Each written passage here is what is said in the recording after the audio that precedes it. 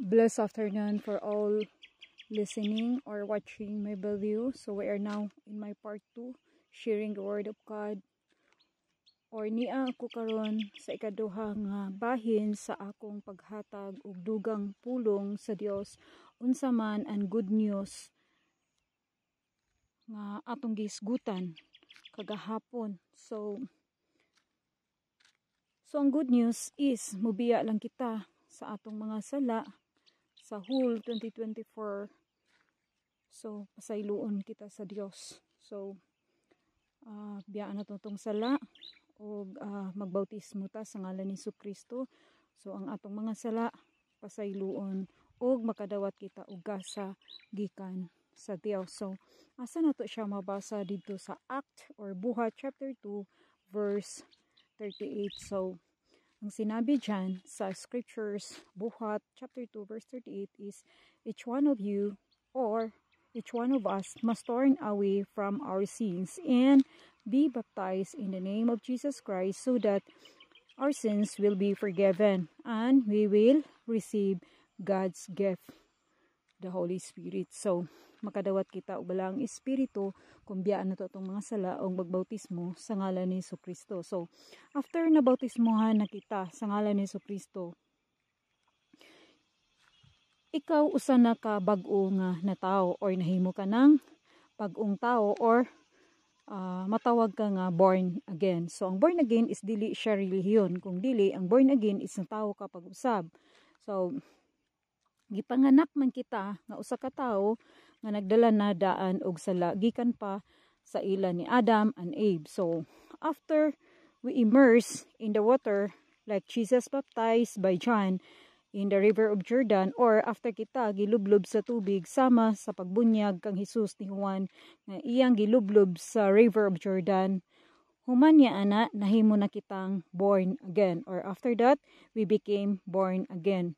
So nataw na pag-usab pinaagi sa Espiritu Santo. So our God is a spirit, so we must born again in the spirit. So ka espiritu man ang atong Ginoo, kailangan kita usab ipanganak diha sa espiritu.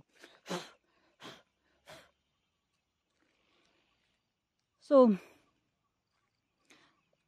mao kana ang gibasa nato before nato nga gisgutan dito sa 1 Corinto chapter 6 verse 19 to 20 nga dili na kita tag-iya sa atong kaugalingon kundili ang atong lawas is Espiritu Santo na nga templo ang atong lawas, kay gipalit na kita sa balaan niyang dugo.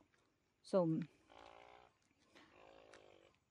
ug mausad ka na nga nabutang dito sa Buhat 2:38 nga kung kita mobiya sa tong mga sala ug magpabautismo sa ngalan ni Jesucristo, kita makadawat og balaang espiritu nga gikan sa Dios. Og ang mutuo magpabautismo maluwas, apan ang dili mutuo pagahukman sa silot. So mauna ang atong mabasa dito sa Marcos 16:16, ang mutuo magpabautismo maluwas, apan ang dili mutuo pagahukman sa silot. Or Mark 16:16, whoever believes and baptized will be saved, and whoever does not believe will be condemned. So but why nganong man nga more people don't understand, nganong wala dili man makasabot ang uban nga mga tao, or don't believe or dili mo tuo or don't follow what is written in the Holy Scriptures, or nganong dili man mag-follow or magsunod nga bisan nabasa na dito sa Holy Scriptures? Because Satan thrown here on earth after Father God in heaven by his angel Michael defeated Satan. So after nga napildi si Satanas sa atong amahan nga naa sa langit, siya gilabay dinhi sa kalibutan ug siya na ang naghari dinhi sa kalibutan. But ang tanan tao, all people in the world, loved by the Father in heaven. Mahal kita sa Dios amahan sa langit. Bisan kita makasasala, dako ka iyang gugma ug mao kanay hinungdan nga iyang bugtong anak nga si Jesus iyang gihatag alang na kanato. Kay si Jesus lang mao ang bugtong manluluwas nato, ug siya ang dalan, ug siya ang kamatuoran ug ang atong kinabuhi. Sa John 3:16, the Bible says, For God loved the world so much that he gave his only Son, Jesus, so that everyone who believes in him may not die but have eternal life. Kay si Jesus mao ang dalan ug ang kamatuoran ug ang kinabuhi ug walay makaadto sa Amahan kung dili moagi kang Jesus. So didto nato mabasa sa John 14:6. So Jesus answered Thomas, I am the way, the truth, and the life. No one goes to the Father except by me. So mauna ang giingon ni Jesus. Unsay ingon ni Jesus nga believe me, tuhui ko ninyo. Ako anaa sa Amahan ug ang Amahan anaa kang Jesus ug manuo kita tungod sa iyang nabuhat. So, saan natin yan makita? Doon sa John 14:11. Jesus said, believe me when I say that I am in the Father and the Father is in me. If not, believe because of what things I do. So, no need to quarrel each us. So, dili ta mga gaaway. Nga siya nga relihiyon, insakto, sayop siya, sakto ko, sakto siya, o sayop ko. So, dili ta mag-inana. Kay ang gitudlo sa Dios nato gugma.